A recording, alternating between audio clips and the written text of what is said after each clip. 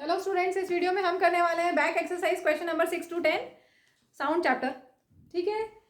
Flash question 6, flash and thunder are produced simultaneously but thunder is heard a few seconds after the flash is seen. तो ये बहुत बार आप पढ़ चुके हो। स्पीड ऑफ साउंड बहुत कम होती है। अगर हम टेम्परेचर 22 डिग्री सेल्सियस लें तो स्पीड ऑफ साउंड होती है 344 मीटर पर सेकेंड, और लाइट की स्पीड हमेशा होती है 3 into 10⁸ metre per second. Air में या वैक्यूम में, ठीक है, मीडियम पे डिपेंड करेगी। एयर या वैक्यूम की बात कर रहे हैं, अगर हम एयर की बात करें, क्योंकि जो क्वेश्चन उसमें बोला है कि flash and thunder are produce simultaneously, तो एयर में ये हुआ है, तो speed of light in air approximately ये होती है। ठीक है, तो आपको पहले लाइट दिखाई देती है, फ्लैश दिखाई देता है, और थंडर बाद में सुनाई देता है, क्योंकि थंडर की आवाज sound speed of sound is much much much less, 344 meter per second है देन स्पीड ऑफ लाइट, और स्पीड ऑफ लाइट बहुत ज़्यादा है। ठीक है, तो स्पीड ऑफ साउंड बहुत कम है, इसलिए हमें ये बाद में सुनाई देगी, पहले हमें light, flash of light is seen. Moving to next question number 7। A person has a hearing range of 20 hertz से 20,000 हर्ट्ज, 20 किलो हर्ट्ज। ये हमारी ऑडिबल रेंज है, इतना हमें सुनाई दे सकता है। वैसे तुम्हें पता है, हम में से कई लोग 20,000 हर्ट्ज तक भी नहीं सुन पाते हैं। 16,000 या 17,000, 18,000 तक सुन पाते हैं कई लोग। ठीक है, वैसे Audible range in general 20 hertz से 20,000 हर्ट्ज तक दी हुई है, और हमें बोला इनकी करस्पॉन्डिंग वेवलेंथ बताइए, corresponding wavelength of sound waves in air in frequencies के करस्पॉन्डिंगली, और आपको दिया हुआ है speed of sound in air is 344 meter per second. Formula आपके पास है, speed v equal to F lambda, या आप बोल सकते हैं v equal to nu lambda. Nu मतलब फ्रीक्वेंसी होता है, तो मैं ये लिख रही हूँ। यहाँ से हमें वेवलेंथ फाइंड करनी है, v speed of light, speed of sound, sorry, v speed of sound, f is frequency and lambda is wavelength. ठीक है, लैम्डा हमें फाइंड करना है, तो लैम्डा इस फॉर्मूले से क्या होगा, v upon f। So lambda 1 will be v upon f1 and lambda 2 will be v upon f2। v is speed of sound. ठीक है, v 344, f1 इज 20, कैंसिल करने के बाद आपको मिलेगा ये 17.2 मीटर, और यहाँ पर है 344, और फ्रीक्वेंसी, नेक्स्ट फ्रीक्वेंसी है 20,000। ठीक है, ऐसा लिख सकते हैं। अब ये वाला हम कैलकुलेट कर चुके हैं, कितना है 17.2, और 10⁻³ डिनोमिनेटर में है, न्यूमरेटर में लेके जाएंगे तो ऐसा आप लिख सकते हैं। ठीक है, इसको चाहे तो दूसरी फॉर्म में लिख लें, 0.0172 मीटर। डेसिमल 3 डिजिट, क्योंकि पावर -3 है, तो डेसिमल 3 डिजिट लेफ्ट में शिफ्ट करेंगे। यहाँ से शिफ्ट किया 1 2 3, तो आप आंसर ऐसे भी दे सकते हैं, ऐसे भी दे सकते हैं। Moving to next question 8। 2 children are at opposite ends of an aluminum rod. One strikes the end of the rod with a stone. Find the ratio of times taken by the sound wave in air and in aluminum to reach the second child. तो आपकी book में table 12.1 दी हुई है, उसमें से aluminium में speed of sound value देख लीजिए, वो है 6420 मीटर पर सेकेंड, और एयर में स्पीड दी हुई है 346 मीटर पर सेकेंड। ये है 25 डिग्री सेल्सियस पे। ठीक है, ये डेटा आपको बुक में दिया हुआ है टेबल में।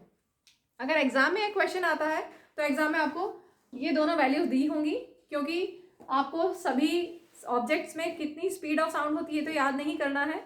एयर की हम बोलते हैं कि याद कर लो, वैसे 344 meter per second eight 22 degree Celsius.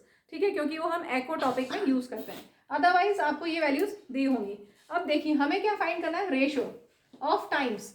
Air में कितना टाइम लगा और एल्यूमिनियम रॉड में कितना टाइम लगा। ये एल्यूमिनियम रॉड है, यहाँ से यहाँ तक, यहाँ पर आप हो, यहाँ पर आपका फ्रेंड है। ठीक है, साउंड को ट्रैवल करने में जो टाइम लगा एयर के थ्रू और एल्यूमिनियम के थ्रू, इसका रेशो हमें निकालना है।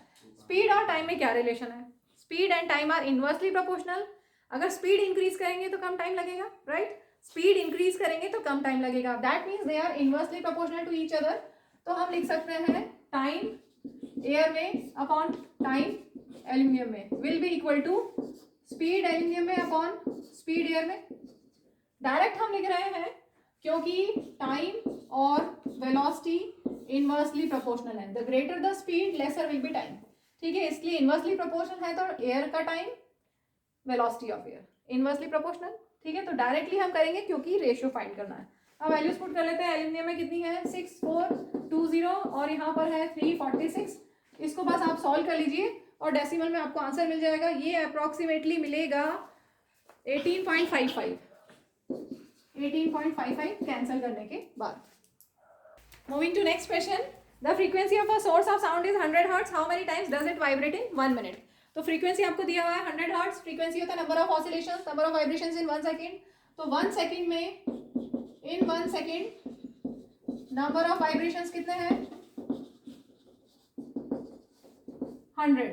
यही है फ्रीक्वेंसी का मतलब, number of vibrations in 1 second is 100। तो 60 सेकेंड्स में कितने होंगे यूनिटरी मेथड लगा दो, नंबर ऑफ वाइब्रेशंस 1 सेकेंड में इतने हैं तो 60 सेकेंड में कितने होंगे, ज्यादा होंगे, ज्यादा मीन्स मल्टीप्लीकेशन। ठीक है, ये आ गया 6000, 60 सेकेंड्स मीन्स 1 मिनट। तो 1 मिनट में नंबर ऑफ वाइब्रेशंस आ गए and this is our answer.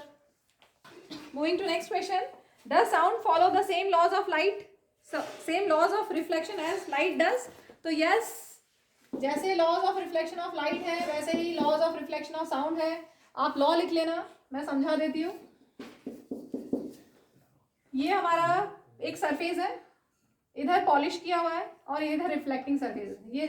ये पॉलिश्ड सरफेस जहाँ पर ऐसे शेड कर देते हैं दैट इज पॉलिश्ड सरफेस, और जो दूसरा वाला है वो रिफ्लेक्टेड सरफेस। ठीक है, सपोज ये हमने इस पे नॉर्मल बना दिया। Normal means perpendicular to the reflecting surface. Suppose sound ऐसे इंसिडेंट हुई, ठीक है, तो कैसे रिफ्लेक्ट होगी, ये एक एक्टिविटी है पूरी आपकी टेक्स्ट बुक में, एक एक्टिविटी है जिसमें यही हमने प्रूव किया है।